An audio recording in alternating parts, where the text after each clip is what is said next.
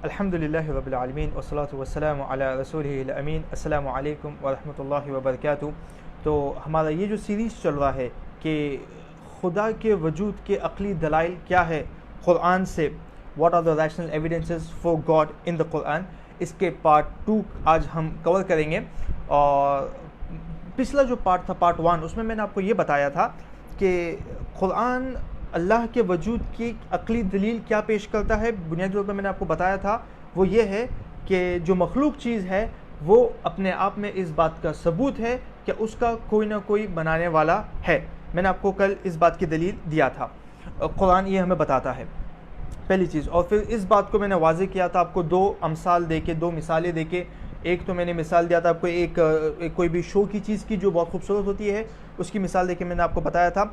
और दूसरी मैंने आपको मिसाल दिया था एक पेन की। मैंने आपको बताया था कि इस तरह कोई भी अक्लमंद इंसान ये मानने को तैयार नहीं कि एक पेन अपने आप बन सकती, तो फिर कोई एक अक्लमंद इंसान ये कैसे मान ले कि ये दुनिया और इसमें जो सब कुछ है, इतने जो कॉम्प्लेक्स है, और हमारा जो जिस्म इतना कॉम्प्लेक्स है, वो अपने आप बन गया। तो पिछले पार्ट 1 में मैंने आपको ये बताया था, उसके अलावा और कुछ बताया था। और पार्ट 1 में मैंने आपको ये कहा था कि हम पार्ट 2 में एक आयत कवर करेंगे, लेकिन मैंने फैसला ये किया हूँ कि उस आयत को मैं अलग से एक वीडियो में कवर करूँगा, क्योंकि वो थोड़ा सा ऑफ टॉपिक होगा, थोड़ा सा, इसलिए मैं उसको अलग वीडियो में कवर करूँगा। आज हम जो अक़ली दलाइल है, हम सिर्फ उसके ऊपर आज बात करेंगे, और वो भी कुरान से। तो देखिए, कल ये साबित हो गया कि हर मखलूक चीज़ का कोई ना कोई बनाने वाला है। अब जो इस बनाने वाले का इनकार करते हैं, अल्लाह ताला कुरान में इन्हीं लोगों से सवाल करते हैं। अब जब तुम बनाने वाले का इनकार कर रहे हो, तो फिर तुम्हारी मंतिक क्या है, तुम्हारा लॉजिक क्या है? अल्लाह ताला इन लोगों से ऐसा सवाल करते हैं कि अम खुलिकू मिन गैरि शैइन अम हुमुल खालिकून। अल्लाह ताला सवाल करते हैं कि ये लोगों का मामला क्या है, क्या ये बिना कोई चीज़ के अपने आप वजूद में आ गए, या इन्होंने अपने आप को बना लिया? अल्लाह ताला सवाल करे। आप देखिए अल्लाह ताला सवाल क्या करे, थोड़ा गौर करिए। क्या ये लोग अपने आप वजूद बिना कोई शय के, बि गैरि शैइन, बिना कोई चीज़ के अपने आप वजूद में आ गए? और अगर हम देखें तो जो लोग खुदा का इनकार करते हैं, उनका यही मंतिक रहता है कि ये जो पूरी कायनात है, ये कायनात इट केम फ्रॉम नथिंग। अब ये नथिंग को डिफ़ाइन करते हैं, नथिंग मतलब कुछ भी नहीं। तो ये लोग क्योंकि अब खुदा का इनकार करते हैं, तो पहले इन लोगों ने ये कहना शुरू किया था कि जो यूनिवर्स है इट केम फ्रॉम नथिंग, हमारी जो पूरी कायनात है और उसमें जो कुछ है, इसकी शुरुआत कुछ भी नहीं से हुई। ठीक है। फिर बाद में जब इनको बताया गया कि ये कितना इलॉजिकल है, तो इन्होंने इसको थोड़ा सा चेंज किए। मैं इंशाल्लाह उनके दोनों जो अप्रोच इन्होंने लिए हैं, मैं आपको वो बताऊंगा, और किस तरह, और दोनों के बारे में आपको बताऊंगा कि ये गैर मंतकी है, इलॉजिकल है। ठीक है। तो देखिए, पहली चीज़ जो इनके बारे में, ये लोग कहते हैं कि पूरी जो कायनात है इट केम फ्रॉम नथिंग। तो जब ये जो नास्तिक लोग हैं, एथियस्ट थे, इनके जो साइंटिस्ट थे, जब इन्होंने ये कहा कि ये जो कायनात है ये बिना कोई चीज़ के आई, नथिंग के आई, तो फिर जो लॉजिशियंस है, जो मंतिक के माहिरीन है, उन्होंने इन लोगों से सवाल किए, अगर आप ये कहते हो कि यूनिवर्स केम फ्रॉम नथिंग, पूरी कायनात अगर कुछ भी नहीं से आई, तो ये कितना गैर मंतकी है, क्योंकि out of nothing nothing can come. अगर हम कोई ऐसी चीज़ ले जो कुछ भी नहीं है, तो उसमें से हमको क्या मिलेगा? कुछ भी नहीं। लाइक फॉर एग्जाम्पल, अगर मैं आपको ये कहूँ कि मैं आज घर पे गया और मैंने नाश्ता किया, वो नाश्ता क्या था? कुछ भी नहीं। तो क्या आपको ये बात लॉजिकल लग रही, मंतकी लग रही? तो out of nothing we can get nothing, कुछ भी नहीं से हमको कुछ नहीं मिलता है। अगर हम कुछ भी नहीं की बात कर रहे हैं, उसका मतलब ये है कि हमको उससे कुछ भी नहीं मिलेगा। तो जब लोगों ने ये नास्तिकों को, ये एथियस्ट को ये बताए कि कुछ भी नहीं से आपको कुछ भी नहीं ही मिलेगा, आपको कुछ मिल नहीं सकता, तो इन्होंने अपना अप्रोच थोड़ा सा चेंज कर दिए।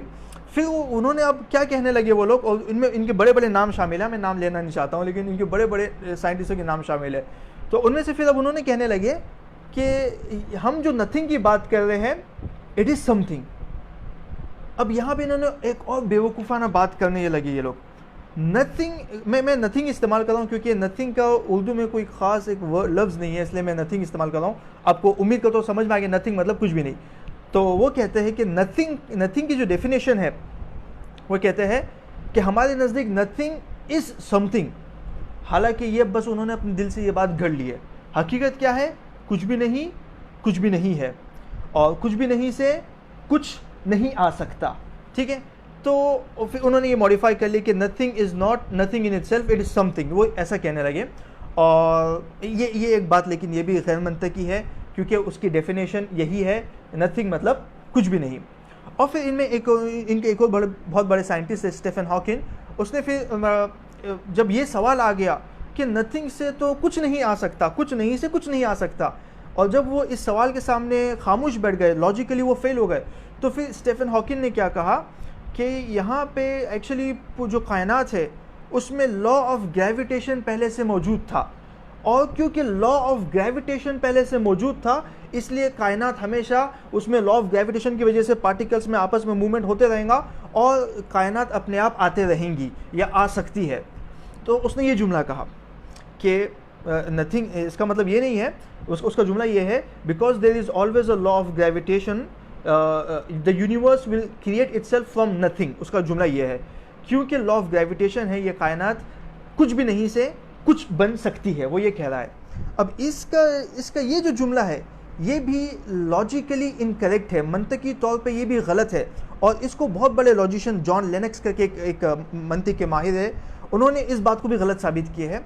और जो जॉन लेनक्स है वो कहते हैं कि ये जुमले में ही कॉन्ट्राडिक्शन है, इसी में तजाद है। कैसे?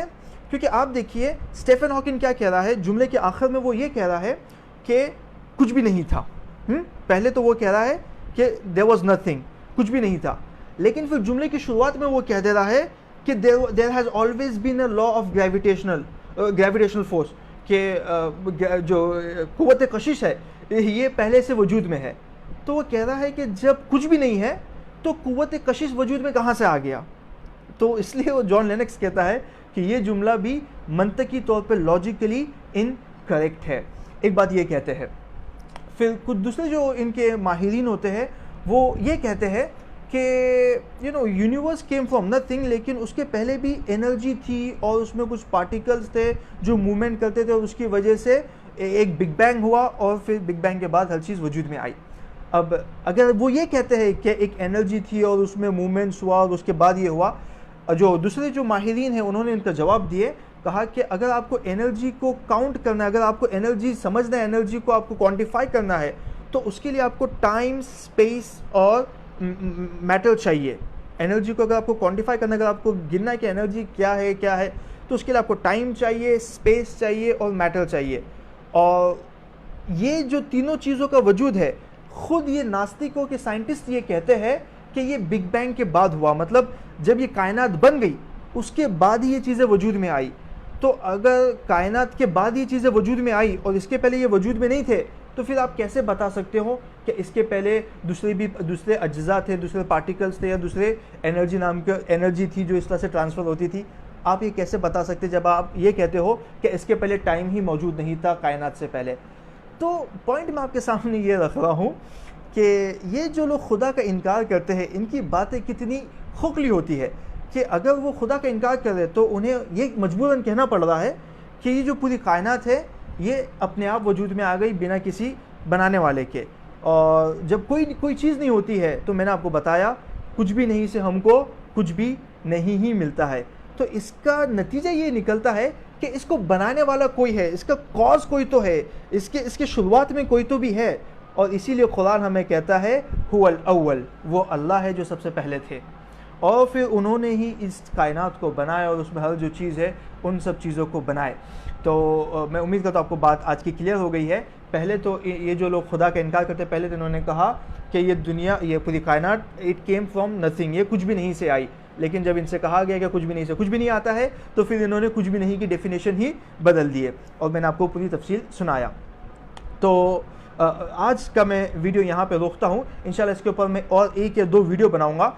अगले वीडियो में हम ये देखेंगे कि लोगों को कंफ्यूज करने के लिए नास्तिक जो एथियस्ट होते हैं, जो खुदा को नहीं मानते हैं, ये ईमान वालों को और जो लोग खुदा को मानते हैं उन्हें कंफ्यूज करने के लिए वो लोग एक सवाल करते हैं। वो ये सवाल करते हैं कि अगर तुम कहते हो कि हर चीज़ का कोई उनका ये कहना है, अगर तुम कहते हो कि हर चीज़ का कोई बनाने वाला है, तो फिर खुदा को किसने बनाया? तो इंशाल्लाह अगले वीडियो में मैं इसका भी सवाल दूंगा, इस सवाल का जवाब दूंगा, और इंशाल्लाह उसके बाद हम एक और वीडियो देखेंगे, उसमें हम कुरान की एक आयत देखेंगे और उसमें अल्लाह ताला क्या क्या तफसीलात बयान करते हैं और फिर हम इनके दावे से उस आयत को कंपेयर करेंगे। तो उम्मीद करता हूँ आज आपको बात क्लियर हो गई है। व आखिर दावाना अल्हम्दुलिल्लाहि रब्बिल आलमीन। अगर आपको ये वीडियो अच्छा लगा, इससे फ़ायदा हुआ तो इसे ज़रूर शेयर करिए। जज़ाकुमुल्लाहु खैर।